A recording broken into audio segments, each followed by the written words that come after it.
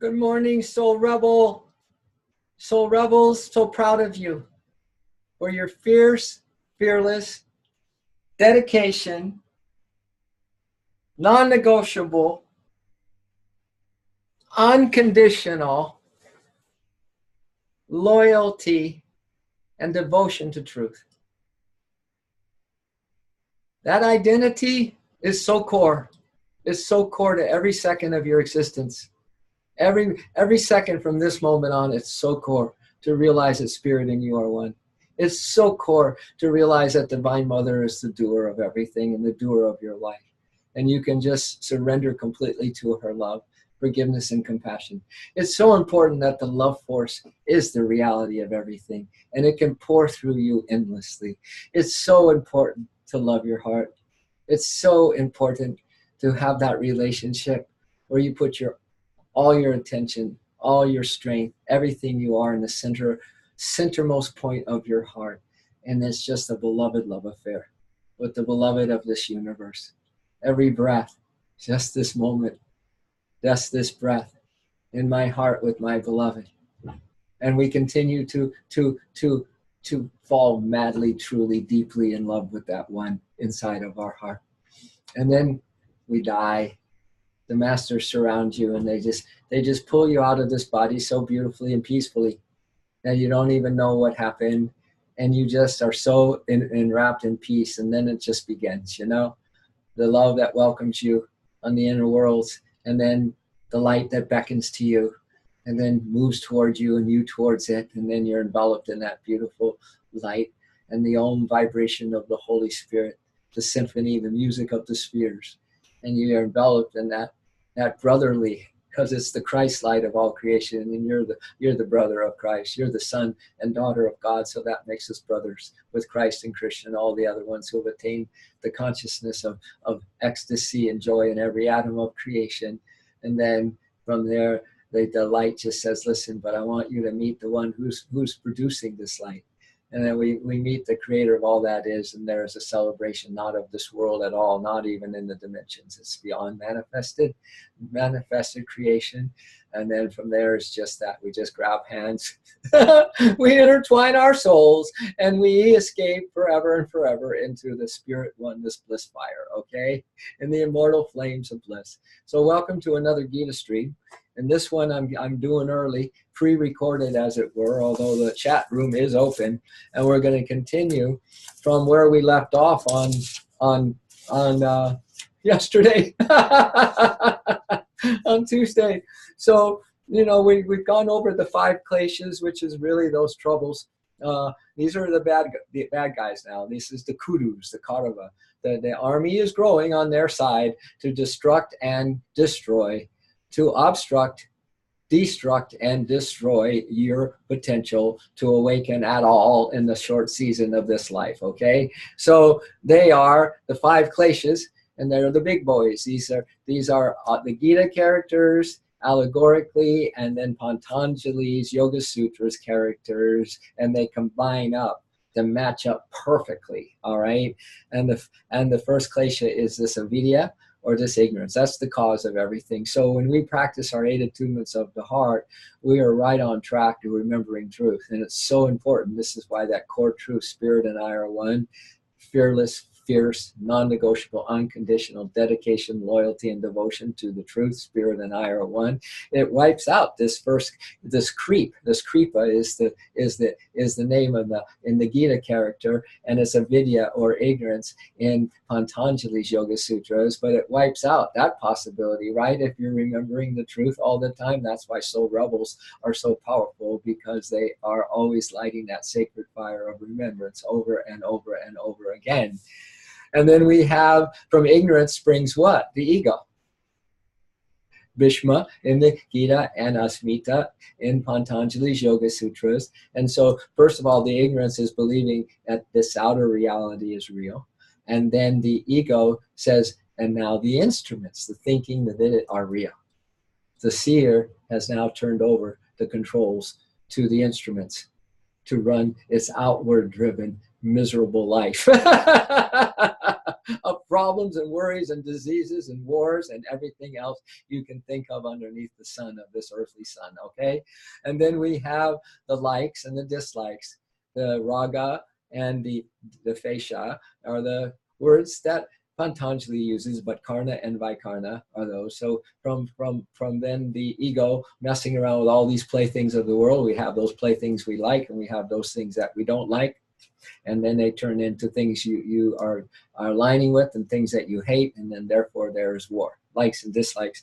And then finally this body attachment, this jayadratha, this body bound, just clinging, self-preserving yourself, your body at all cost. Yeah, that's the fifth klesha, troubles of the heart. The five troubles of the heart right there. And the word that Patanjali uses is abhinavesha. Abhinavesha. All right. And then we moved on to look at then drona, which is this inner tendency, or vipaka, which means habit. So they're aligned. Patanjali's vipaka, habit, and this inner tendency or samskara, drona, who will side with the qualities most dominant in you. If they're dark side qualities, then habit's going to rule the court. If they're light side qualities and they rule within you, then he sides with you. All right.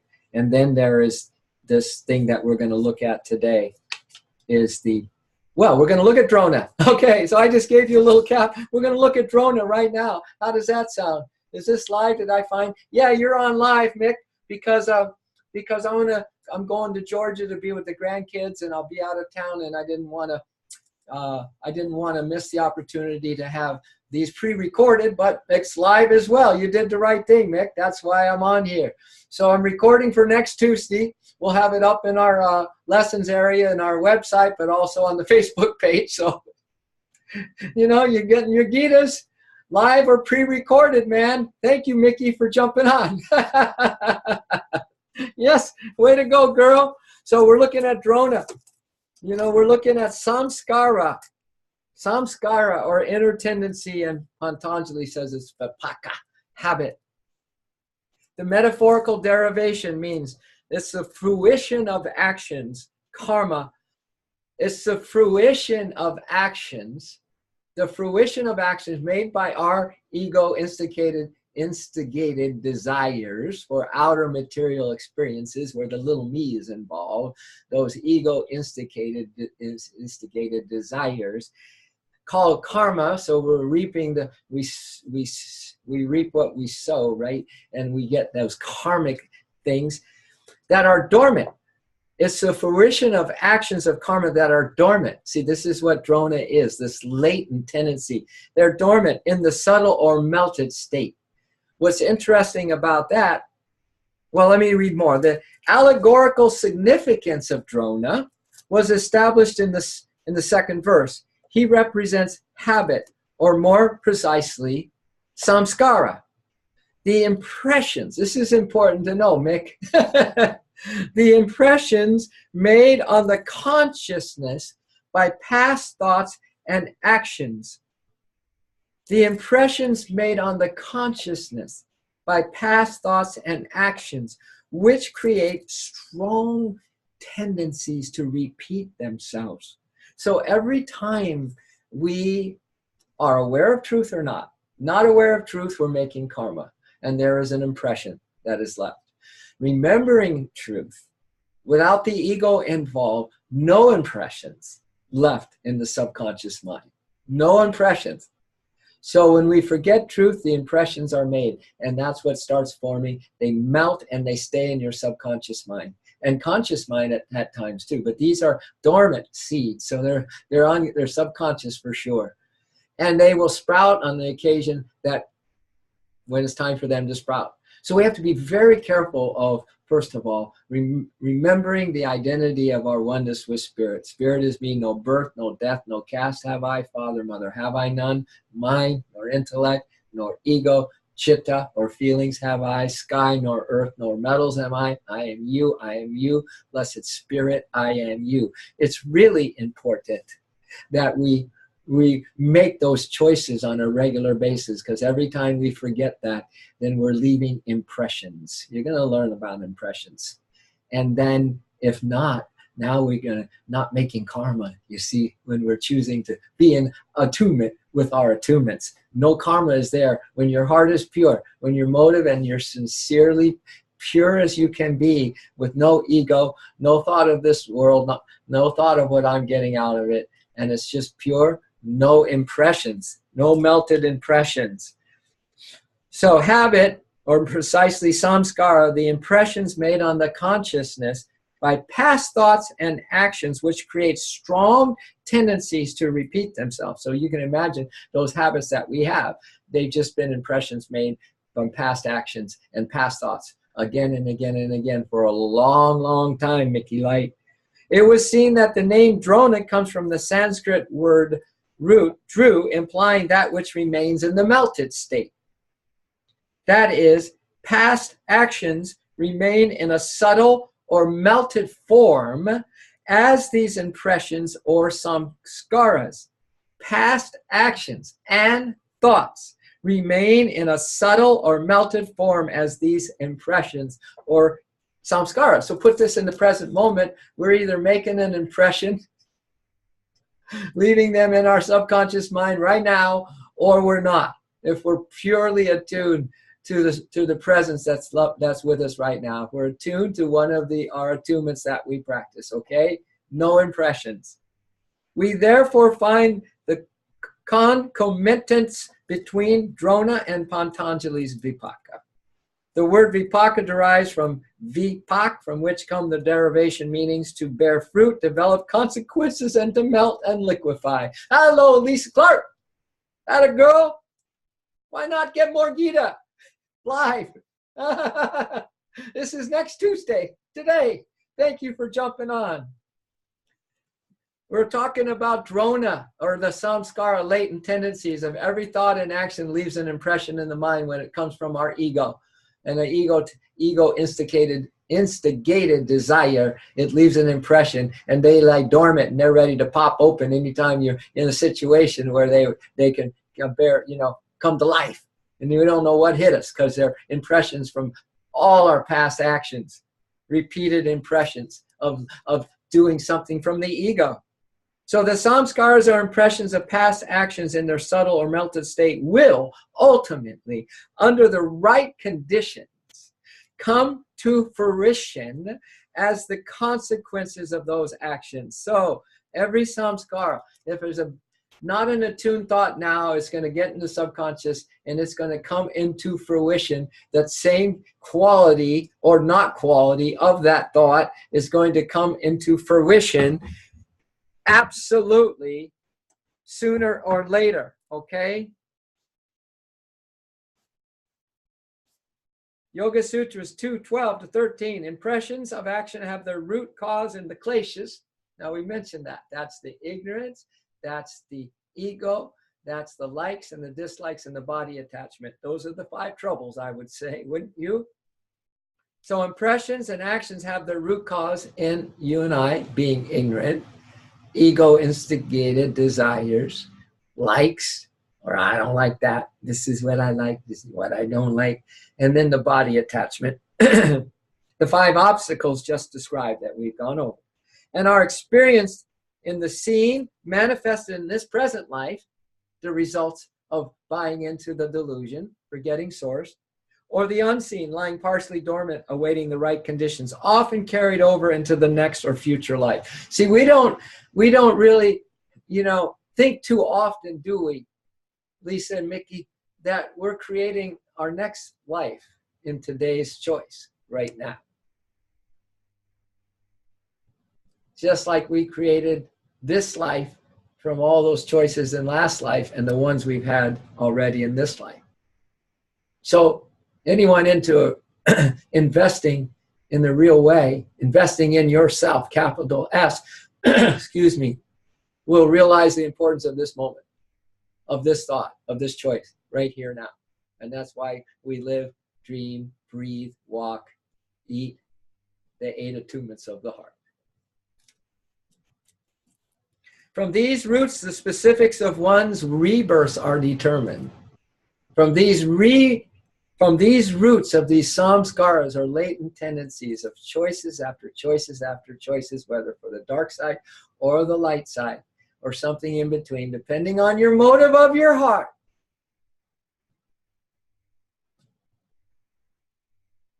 They design the specifics of our rebirths.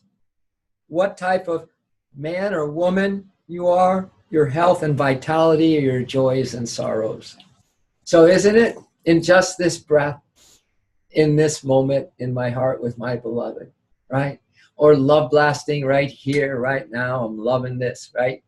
Or curled up and letting Divine Mother's love, forgiveness, and compassion, and let her take care of our worries and take care of the details. She's the only doer. Don't those things hold even more and more power as we dive into more and more truth? Huh? Don't they? Don't they? So that's Drona, okay? Now we have this character called Ashvathaman. Ashvathaman. He's quite a dude. That's desire. Desire. Latent desire. The seeds of desires. Desires is the most strongest force in all the three worlds, and it's the strongest in the physical world. It's what desires that we still had for material somethings that we got back into a body, kids. And it's in the Buddhist teaching, you know, he gave those Four Noble Truths. Four Noble Truths.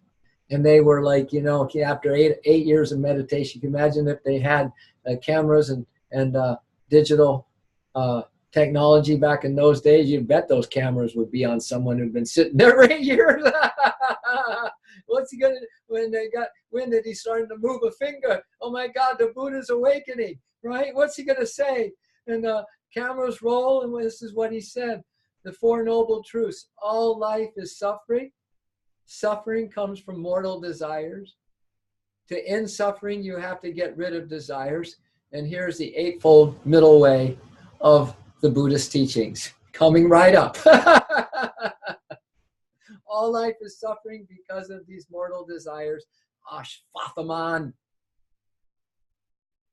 Mortal desires. That's his name in the Gita. Ashvathaman. And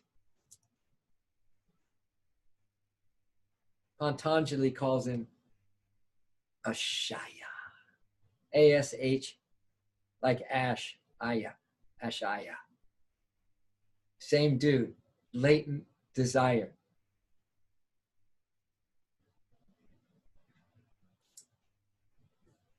The metaphorical derivation, that which remains stored up or preserved.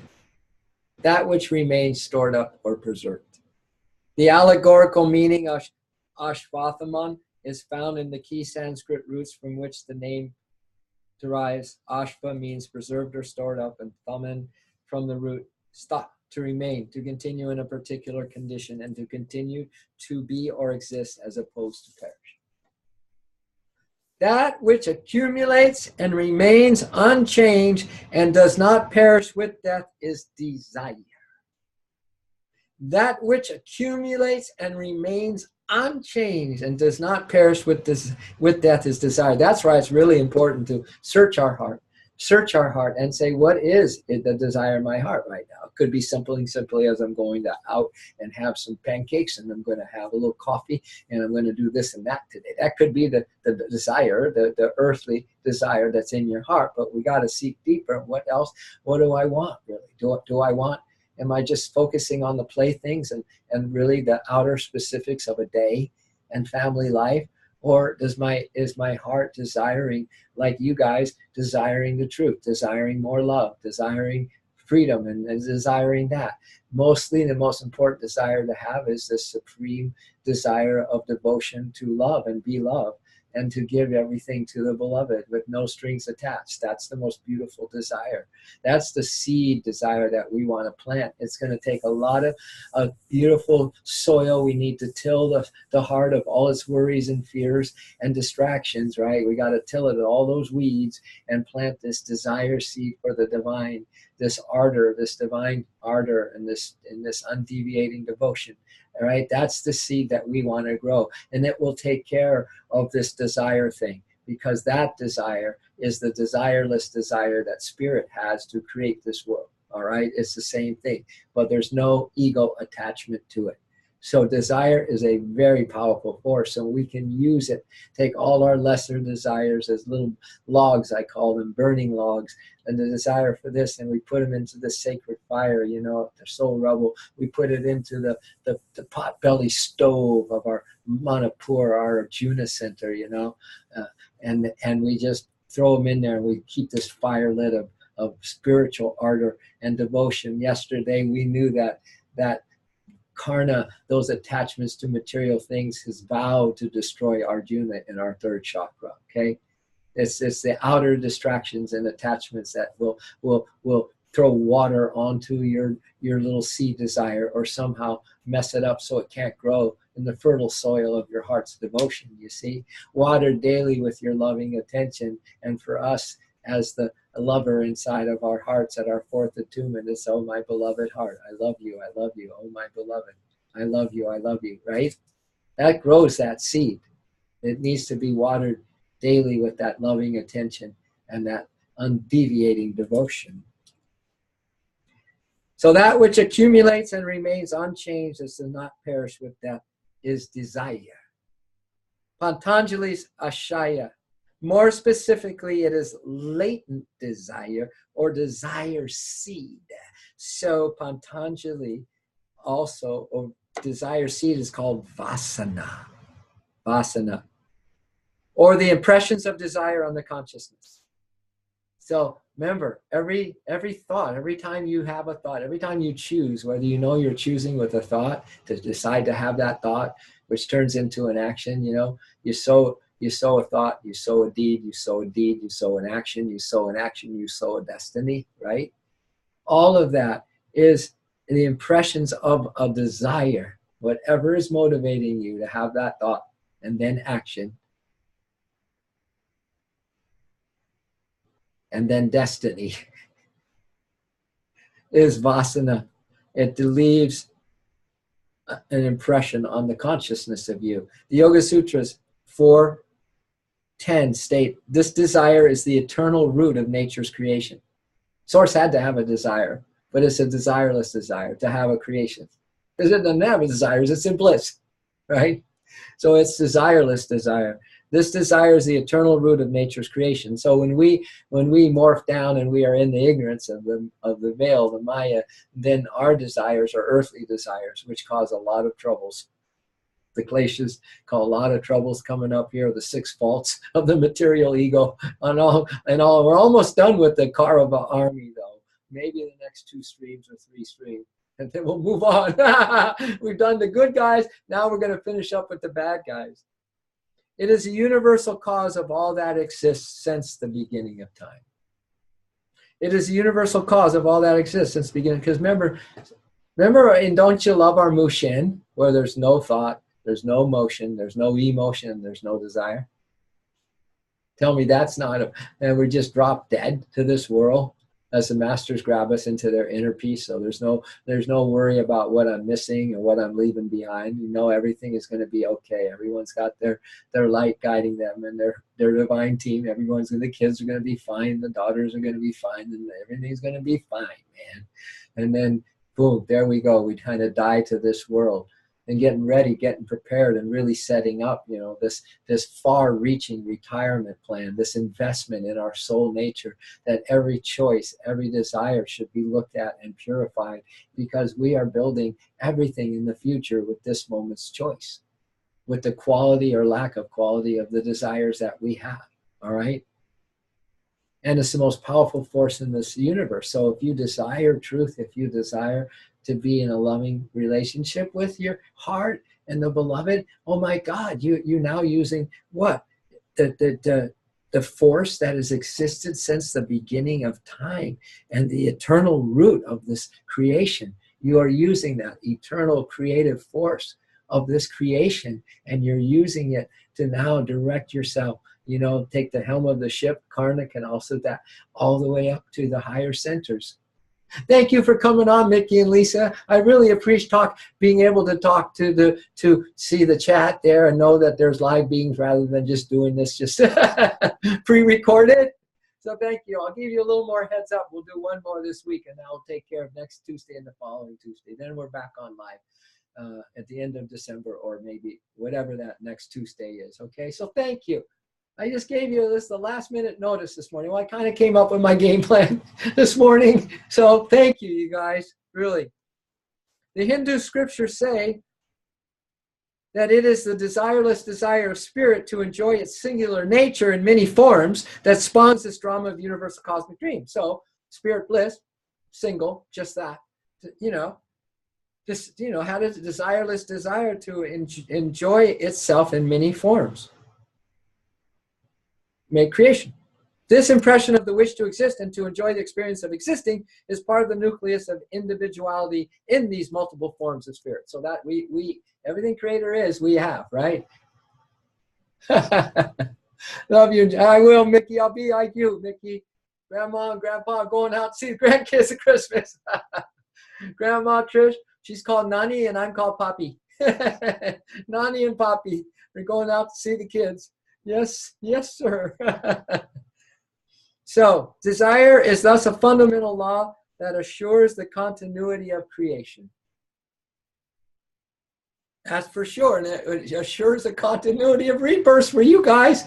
If it's going to be an ego-instigated desire that turns into an action, you guaranteed rebirth. And kind of the idea here is that we start to wean down on those rebirths, making them better and better each life by the setup of making really great choices and watching our desires and everything else we talk about as the soul rebel strategy, the 8 attunements of the heart, and to get fit for the infinite you see. And then we have better and better lives. And one of these better lives, which I think this one is, you decide, I'm going to make my move now. I'm going to make the great escape in this. At least that's what we're up to. We're going to go for the great escape in this one. Yeah. You're Momo? You're Momo? You're Momo. Momo. Good one, Mick. Momo. Or Mamo. Momo. However they say it, huh, Mick? That's cute. Men dream their individual desires within the ever-awake somnolence of the cosmic dreamer. So the cosmic dreamer is dreaming this desireless dream of a creation. From the oneness comes out the many forms. It's dreaming that. And then in our avidya, in our ignorance, we dream a dream within the dream, you see? So here's how we've looked at these kleshas, ignorance, avidya, or kripa, produces egoism, or bhishma, asmita. Remember these characters? From ego arises feeling or desire and concomitant identification with the senses and sense objects as a means of enjoyment. Or if it's not enjoyable to us, we disagree. So here are the likes and the dislikes, karna and vikarna. So there are 4 kleshas right there. And the 4 kleshas leads to this desire, motivated good and bad actions, and their results are impressions. So here come the habits that come from our likes and our dislikes and our extreme body attachment, which is the 5th klesha, which in turn produce new causes and effects from one time to another in the self-perpetuating cycle. So long as there is no end to desire, there is no end to rebirth. So as long as you want to play human and desire like human and think like human, there is no end, baby. There is no end to your trips around this sun. And little baby born, go through your childhood and then your teen years and then young adulthood and blah, blah, blah until you're in diapers again at the end. So if you want a continuation of that, then can just be human. If you want to stop that cycle and get into higher spheres where you can, maybe still have some reincarnation, but it's not into this earth life. It's into a much better, higher dimension, right? So we're working towards higher states of beingness, aren't we, kids? Thank you for that. In man, this desire seed or latent desire, ashvathaman, should be distinguished from active desire, which is duryodhana. That's king material desire. So this latent desire, which is the one that is from, perpetuated, that we're still dealing with, that's still influencing our choices for many lives, that one needs to be distinguished from a desire just that pops into your head today that you want to do, which is king duryodhana, right? Which is the king material desire. There's a vast difference between the two. So we'll check out the differences. what those differences may be. Okay, this stream will go a little shorter than our usual Tuesdays. Of course, I'll go pretty long on those ones, so we're about what I said I would do in the beginning. 45-minute Gita stream. So the difference is active desire is an impulse of the mind that produces an independent wish. So isn't that interesting? Active desire is an impulse of the mind that produces an independent wish. This active mind has no roots in the subconscious. It's just you pop up, you have a desire for something today. Boom. It may have some latent desire in it and some inner and some samskara, some dormant tendencies behind it that could activate in that choice, who knows? But mostly it has no roots in the subconscious. When this impulse arises fresh in the mind of the agent, it is not powerful enough that it cannot be easily checked or suppressed by a quick act of will. So when this impulse arises fresh in the mind, it is not powerful enough that it cannot be easily. So we can handle those. We can handle those a lot easier than these latent desire ones, okay? That's the difference that Yogananda wants to point out here. Every desire, however, whether acted on or not, is soon followed by another. So ever fed, these human desires, never satisfied. Never fed, ever satisfied. Least knows that from Yogananda. Ever fed, human desires, never satisfied, ever fed. Never. Ever fed, never satisfied. Never fed, ever satisfied. I hope I didn't mess that up for you. Ever fed, feeding the human desires, never satisfied. But never feeding the human desires, we are ever satisfied on the inside. So that's the nature of desire. Whether it acted on or not is soon followed by another. Whether you have a complete action that fulfills a desire temporarily, it's never quite satisfied. So this is what it says. Such desires for the gratification of ego do not cease, even when they are supposedly satisfied. You know that, right? How many things have you gotten that you really desired? The car, the house, this or that, some inheritance or whatever, this or that. And then you're still not satisfied, right? That's the wicked thing about desire. That's why Sri Yukteswar Yogananda had that song, Desire, my great enemy, with his soldiers surrounded me, is giving me lots of trouble, oh my Lord. Is giving me lots of trouble, oh my Lord. That enemy I will deceive, remaining in my castle of peace, night and day in thy joy, oh my Lord. Night and day in thy joy, oh Lord. Pranayam be thy religion, pranayam will give thee salvation. Pranayam is creator, Lord. Pranayam is the wishing tree. Our breathing, huh? Our breath, our breathing, our God ecstasy breath is what takes care of desire. Isn't that something? Control the little pranayam, become all-pervading pranayam, which is life force, right? You won't have to fear anything anymore. You won't have to fear anything anymore. Desire, my great enemy, with his soldiers surrounding me, is giving me lots of trouble. Oh my Lord. That's because desires for the gratification of ego do not cease, even when they are supposedly satisfied. In every worldly accomplishment or every attainment of a material possession. Oops. Really? In every worldly accomplishment or every attainment of a material possession, something always remains unfulfilled. So true, huh? Desire seeds are born of these ego-instigated active desires. So you have an active desire for something of this world, and who doesn't, right? Well, guess what? More desire seeds are born. Like you get baby desire seeds, baby. You start like these underwater seahorses. When the llama gives birth, sheesh, all these little baby seahorse comes out of her belly. So when you have a fresh desire, and you of ego instigated desire, then all of a sudden you're spawning desire seeds. They're born of these ego instigated activated desires. Every unfulfilled active desires, unless roasted by wisdom, or for us, we roast it through love, right? We roast it every time we put the energy of love. We love blast. That's a roast, huh? These solar love blasts, that's a roast, huh, Lise? That's a pretty good roast of some of these unfulfilled active desires, isn't it?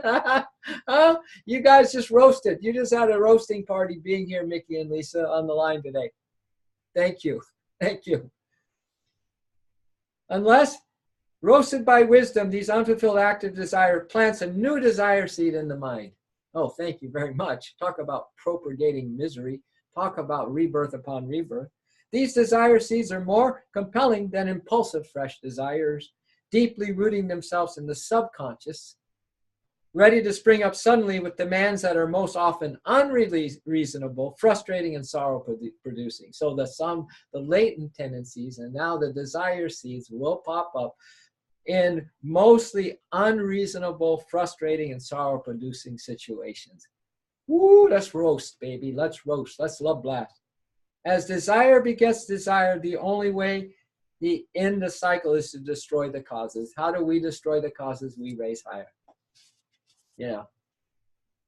Yogananda had a beautiful story in his lessons where this guy was flying to Geneva in one of these single prop airplanes and discovered that a rat was gnawing at one of the wires that would have crashed him. So he decided, he got the intuition to just elevate, and he elevated so high that it terminated the rat. So same thing. We destroy the cause of desire by elevating into higher joy, higher love, higher peace. Yeah, all those beautiful things. Isn't this awesome, guys? I mean, ladies. I mean, divine ones. At the end of the Mahabharata war, after the Pandava defeat of the Kurus, hey, we win. We win. The Pandavas win. The Pandavas win. We find that Ashwatthama has survived, but is rendered powerless and is destined to roam the world forever. See, he's back to the desireless desire of spirit. He survives the war and is destined to roam the world forever, alone and friendless. When the yogi attains liberation, becoming irrevocably established in divine soul consciousness, in all of our attunements, in the truths of all of our attunements, we have irrevocably established ourselves in that divine consciousness in each one of the chakras. Our desires are like the desireless desire of spirit, having no conquering power or ability to bind the soul. Good old Master Mushin's practice. No mind, no motion, no emotion, no desires. Just the desireless desire of pure love, devotion. Finally, the destruction of the causes of bondage. Here we go. The destruction of the causes of bondage, material desire, ego, habit, attachment, and so forth, is thus the aim of the yogi devotee as she battles the evil Kuru forces with the divine Pandava army of discrimination and soul power. Wow. The destruction, I'll repeat this once more in ending.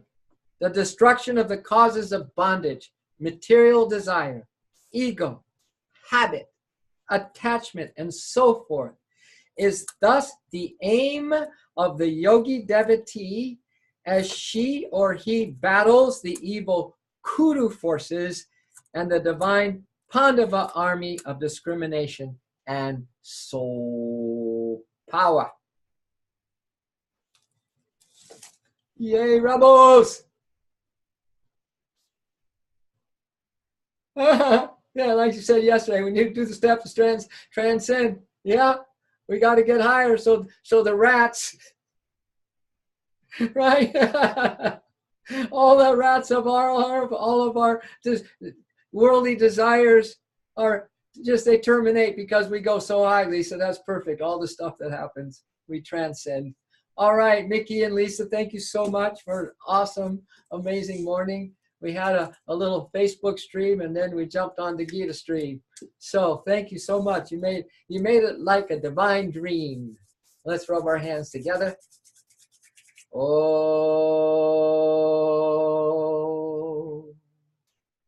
Shanti, Shanti, Shanti. Amen. Amen. Amen. Let's lift me up. Can you take me back home today? Lift us up. Take us back home today. We just can't wait to see you. We just can't wait to be with you. We know you're throwing a party, Lord, and we just want to party with you. Love you, Mickey. Love you, Lisa. I love you the more. I love you more. I love you more. Love you the most. Love you the most. Love you the mostest. Love you the mostest. So there. So there. Love you the mostest.